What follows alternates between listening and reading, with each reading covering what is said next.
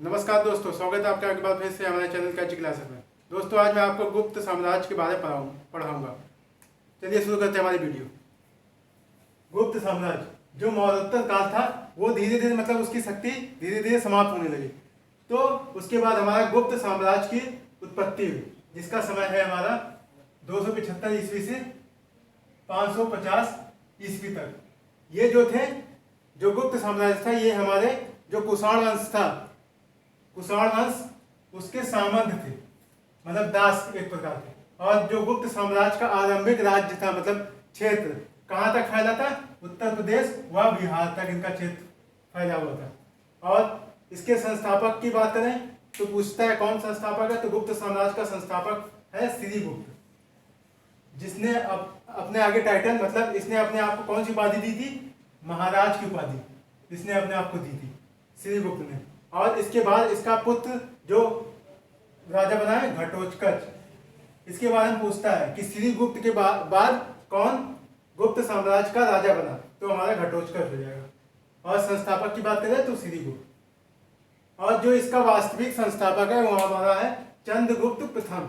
जो चंद्रगुप्त प्रथम है, इसका वास्तविक संस्थापक है। पूछता है चंद्रगुप्त मतलब ये गुप्त साम्राज्य का वास्तविक संस्थापक कौन है, तो हमारा हो जाएगा चंद्रगुप्त प्रथम। और संस्थापक की बात करेंगे केवल तो श्रीगुप्त। और ये हमारा वास्तविक संस्थापक है। इसका समय है 319 ईस्वी से लेकर 335 ईस्वी तक। और इसने अपनी राजधानी कहाँ बनाई थी? पाटलिपुत्र, जो आज का पटना है। और गुप्त वंश का वास्तविक संस्थापक यही था, इसी चंद्रगुप्त प्रथम को कहते हैं। और इसने अपने आप को कौन सी उपाधि दी थी? महाराजा धीराज की उपाधि इसने धारण की थी। और श्रीगुप्त ने महाराज की उपाधि धारण की और चंद्रगुप्त प्रथम ने महाराजा धीराज की उपाधि धारण की थी।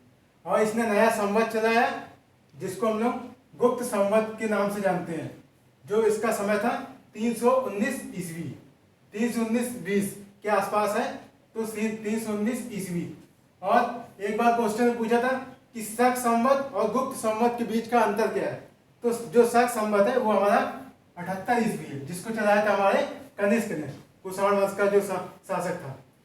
और इसका अंतर कितना है? 241 ईस्वी। ये क्वेश्चन एक बार पूछ चुका है। और जो ये चंद्रगुप्त प्रथम ने है, इसने अपने राज्य को बढ़ाने के लिए, अपने पावर को, शक्ति को बढ़ाने के लिए जो लिच्छवी राजकुमारी थी कुमार देवी, उससे विवाह किया था इसने। और इसके बाद आता है हमारा समुद्रगुप्त, जिसका समय है 335 ईस्वी से लेकर 375 ईस्वी तक। और इसकी पत्नी का नाम है दत्त देवी। और इसके समय में ही गुप्त साम्राज्य का सर्वाधिक विस्तार हुआ था। समुद्रगुप्त की विजयों का वर्णन कहाँ पे मिलता है? तो प्रयाग प्रशस्ति अभिलेख जो है, उससे इसकी विजयों का वर्णन मिलता है। जो किसके द्वारा लिखा गया है? तो हरिसेन ने इस पर लेख लिखा है। हरिसेन के लेख प्रयाग प्रशस्ति में समुद्रगुप्त की विजयों का वर्णन मिलता है। मतलब ये अपने समय का महत्वपूर्ण और महान शासक था। मतलब इसने अपने शासन को बहुत बढ़ाया।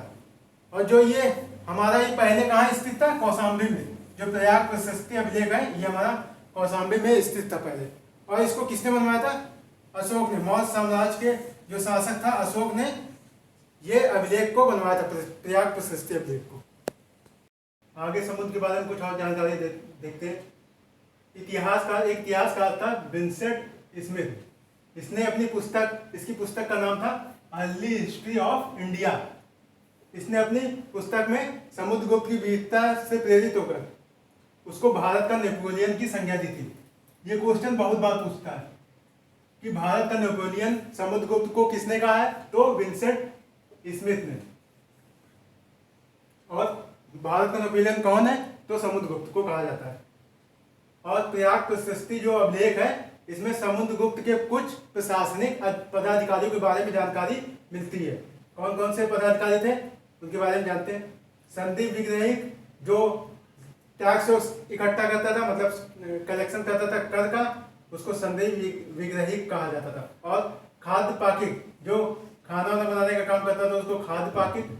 और महादंड नायक, मतलब जो दंड पाल होता था, दंड देता था, उसको महादंड नायक। इन अधिकारियों का नाम मिलता है। इसके प्रयाग प्रशस्ति अभिलेख से।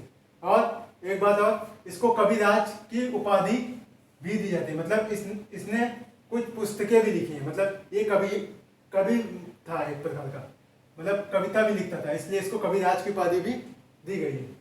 और समुद्रगुप्त ने उत्तर भारत में, जिसको पहले आर्यव्रत प्रदेश के नाम से जाना जाता था, आर्यव्रत मतलब उत्तर भारत के 9 शासकों तथा दक्षिण भारत के 12 शासकों को हराया था। मतलब ये इतना शक्तिशाली था, इसने अपनी पावर इतनी बढ़ा दी थी कि ये उत्तर भारत के 9 शासकों और दक्षिण भारत मतलब जहाँ पर कोई शासक नहीं जाना पसंद करता था, वहाँ के इसने 12 शासकों को पराजित किया था। और इसकी दक्षिण विजयों का वर्णन एक इतिहास कहते हैं राय चौधरी, इन्होंने धर्म विजय की संज्ञा दी है। मतलब दक्षिण विजय को धर्म विजय की संज्ञा किसने दी है? तो राय चौधरी ने। ये इतिहास कहते हैं। प्रयाग प्रशस्ति में 2 और लोगों का नाम मिलता है, जहांगीर व बीरबल। प्रयाग प्रशस्ति अभिलेख है, इसको अशोक ने बनवाया था और ये पहले जो हमारा कौशाम्बी में स्थित था, लेकिन अकबर ने इसको इलाहाबाद में के किले में लाके ट्रांसफर मतलब वहाँ पे पहुँचाया प्रयाग प्रशस्ति अभिलेख को, इसलिए इसका नाम प्रयाग प्रशस्ति पड़ गया। आगे है, समुद्रगुप्त ने के समय में सिंघल, जो श्रीलंका आज का है, का शासक मेघवर्मन था। मतलब समुद्रगुप्त के समय में श्रीलंका का शासक कौन था? मेघवर्मन। इसने जो है गया में मठ बनाने के लिए समुद्रगुप्त से अनुमति मांगी थी। किसने मांगी थी? मेघवर्मन ने। आगे है, इसके समय में महान बौद्ध भिक्षु वसुबंधु आया था। मतलब इसने वसुबंधु को संरक्षण दिया था, जो एक बौद्ध भिक्षु था और ये वीणा बजाता था। मतलब वीणा प्रेमी इसी को, मतलब इसके जो सिक्के थे उसमें इसको वीणा बजाते हुए दिखाया गया। इससे हमें पता चलता है कि समुद्रगुप्त जो था वो वीणा का प्रेमी था। दोस्तों आज के लिए बस इतना। अगर आपको वीडियो पसंद आई हो तो वीडियो को लाइक करें, शेयर करें और चैनल को सब्सक्राइब करें। तब तक के लिए नमस्कार।